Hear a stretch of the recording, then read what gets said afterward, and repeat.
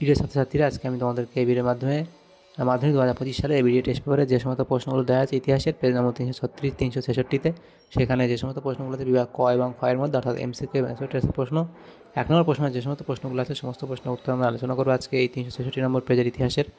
তো ভিডিওটা শুরু থেকে শেষ অবধি অবশ্যই তোমরা দেখবে। আর পরবর্তী যে পেজগুলো আছে সেই পেজগুলোর প্রশ্ন উত্তর পেতে অবশ্যই তোমরা আমাদের চ্যানেলটাকে সাবস্ক্রাইব করে রাখবে, এবং এর আগের যে পেজগুলো ছিল সেই পেজগুলোর প্রশ্ন উত্তর আমরা চ্যানেলে আপলোড করে দিয়েছি, তো সেই প্রশ্ন উত্তরগুলো তোমরা দেখে নেবে। তো আজকে দেখো 366 নম্বর পেজ, সেখানে যে প্রশ্নগুলো আছে ইতিহাসের প্রথম দেখো একের দেখে বলা হয়েছে বিভাগ ক এর মধ্যে সঠিক উত্তরটি বেছে নিয়ে লেখো। 20টা এমসিকিউ টাইপ প্রশ্ন এখানে দেওয়া আছে 20 নম্বর। তো প্রথম যে প্রশ্ন এখানে দেওয়া আছে দেখো এমসিকিউ টাইপ প্রশ্ন, সেখানে বলা হয়েছে 1.1-এ ইকোলজিক্যাল ইম্পিরিয়ালিজম গ্রন্থের লেখক, সেটা হবে আলফ্রেড ক্রসার। নেক্সট প্রশ্ন দেওয়া হয়েছে দেখো 1.2-এ ভারতের নির্মিত প্রথম চলচ্চিত্র, সেটা হবে কি রাজা হরিশ্চন্দ্র। এরপরে প্রশ্ন 1.3, সেটা হলো কি ভারতে পাশ্চাত্য শিক্ষা বিস্তারের ম্যাগনা কার্টা নামে পরিচিত উডের ডেসপ্যাচ, তাহলে অপশান খ এখানে সঠিক উত্তর হবে। এরপরে আছে 1.4 কেশবচন্দ্র সেনকে ব্রহ্মানন্দ উপাধি দেন শিবনাথ শাস্ত্রী, অপশান খ। এরপরে আছে পটলডাঙ্গা একাডেমির বর্তমান নাম হেয়ার স্কুল, অপশান খ।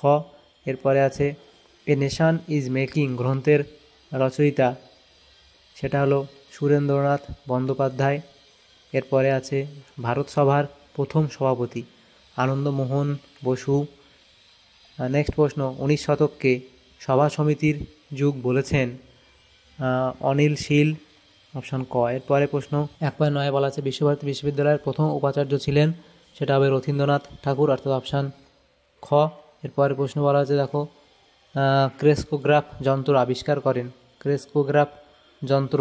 আবিষ্কার করেন কে, সেটা হবে প্রফুল্লচন্দ্র রায়, অপশান খ হবে এখানে সঠিক উত্তর, প্রফুল্লচন্দ্র রায়। এরপরে দেখো অব্যক্ত গ্রন্থটির লেখক জগদীশচন্দ্র বসু, অপশান ক। এরপরে যে প্রশ্ন আছে সেখানে কি বলা দেখো অব্যক্ত গ্রন্থের লেখক হলো জগদীশচন্দ্র বসু। এরপরে প্রশ্ন বলা আছে 1.12 একা আন্দোলনের নেতৃত্ব দিয়েছিলেন, এখানে তোমাদের হবে মাদারি পাশি, অপশান ঘ। এরপরে আছে দেখো 1.13-তে বলা আছে দেখো 3 কাঠিয়া প্রথা প্রচলিত ছিল, সেটা হবে চম্পারণে, অপশান ঘ। এরপরে প্রশ্ন বারদৌলি সত্যাগ্রহ শুরু হয়েছিল ও এখানে তোমাদের বলা হয়েছে দেখো এখানে গুজরাটে, রাজস্থানে, বিহারে নাকি উত্তরপ্রদেশে, সেটা হবে তোমাদের গুজরাটে, অপশান ক। এরপরে প্রশ্ন দিবালি সংঘ প্রতিষ্ঠা করেছিলেন লীলা নাগ। এরপরে ভারত ছাড়ো আন্দোলনে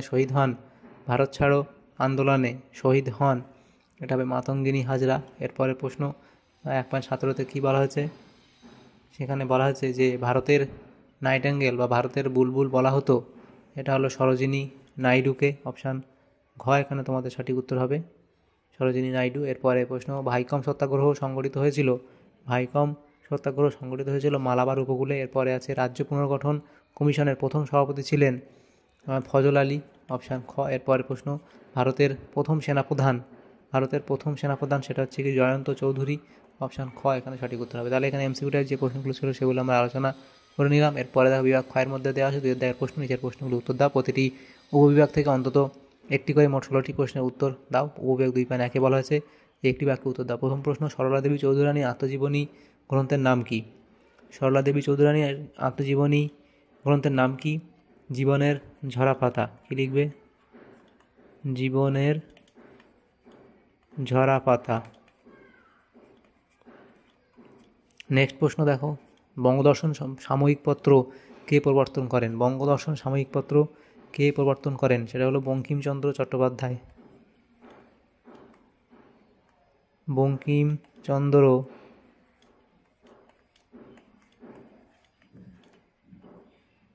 বঙ্কিমচন্দ্র চট্টোপাধ্যায়।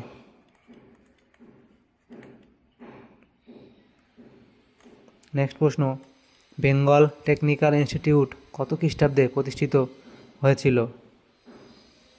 সেটা হবে 1906 খ্রিস্টাব্দে প্রতিষ্ঠিত হয়েছিল। নেক্সট প্রশ্ন প্রীতিলতা ওয়াদ্দেদারের ছদ্মনাম কী ছিল?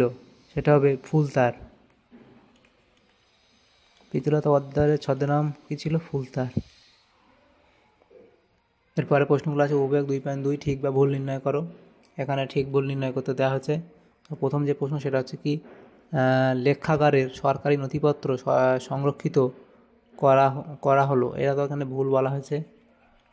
তারপরে দেখো রামকৃষ্ণ মিশন প্রতিষ্ঠা করেন শ্রীরামকৃষ্ণ, এটা এখানে ভুল বলা হয়েছে। এরপরে প্রশ্ন আছে দ্বিতীয় বাহাদুর শাহ দিল্লির সুলতান, এটা ঠিক বলা হয়েছে। নেক্সট প্রশ্ন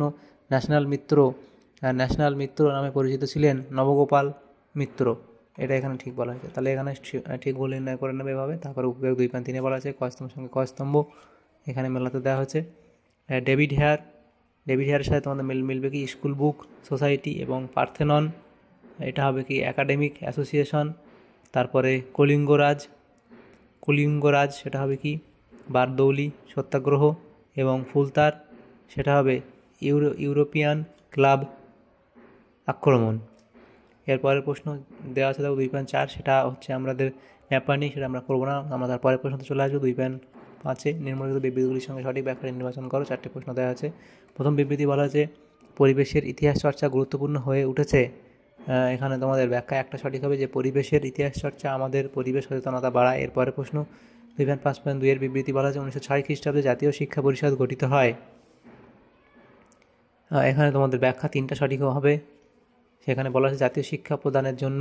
2.5.3 এর বিবৃতি বলা হয়েছে দেখো গ্রামাঞ্চলে স্বদেশীয় বয়কটে আন্দোলন দীর্ঘস্থায়ী হয়নি। তো এখানে ব্যাখ্যা একটা সঠিক হবে যে স্বদেশীয় বয়কটের আদেশ সাধারণ মানুষের স্বার্থের পরিপন্থী ছিল এবং তা ছিল উপর থেকে আরোপিত। এরপরের প্রশ্ন 2.5.4 বিবৃতি বলা হয়েছে 1932 খ্রিস্টাব্দে মহাত্মা গান্ধী ও B.R. আম্বেদকর পুনা চুক্তি স্বাক্ষর করেন। এখানে তোমাদের ব্যাখ্যা 3টা সঠিক হবে। হিন্দু ও দলিতদের যৌথ নির্বাচন প্রক্রিয়া তারা মেনে নেন। তাহলে দেখো এখানে আমাদের যে সমস্ত প্রশ্নগুলো ছিল 366 নম্বর পেজে ইতিহাসের বিভাগ ক এবং খ এর মধ্যে সমস্ত প্রশ্নের উত্তর আমরা আলোচনা করলাম আজকে এই ভিডিওর মাধ্যমে। তোমাদের যদি সামান্য উপকার এসে থাকে ভিডিওটা অবশ্যই একটা লাইক করবে আর বেশি বেশি করে বন্ধুদের সাথে শেয়ার করবে। আর পরবর্তী পেজগুলো প্রশ্ন উত্তর পাওয়ার জন্য অবশ্যই আমাদের চ্যানেলটাকে সাবস্ক্রাইব করে রাখবে।